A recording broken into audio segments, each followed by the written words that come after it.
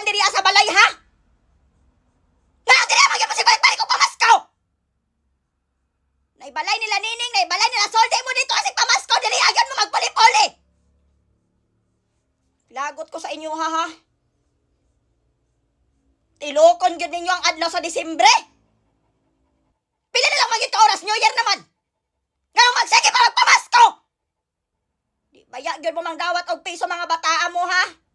Imbis kay malipay ta kay humana ang Pasko, humana ta makagasto na paghihapon sa pamasko. Kada adlaw na lang. Sayunan mo anang tag yes o nya 20 mo kabuok mamasko na sa balay. Wa gyud laktaw ha. Lunes, Santo Domingo, magsige na mong pamasko dire. Hapit naman siguro gali 20 mil akong nagasto sa panghatang aning sit panaygon dire kada adlaw.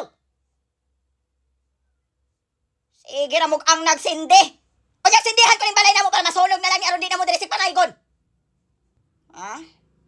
Di na lang mo manaygon diri atanan aron maisa na lang.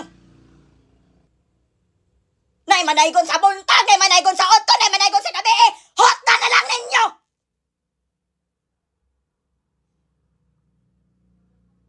Ay, og ako siguro manaygon sa inyong balay, di ko ninyo hatagan ba? Kanuhin pagka-istorya. Maayo ra mo diri sig panaygon.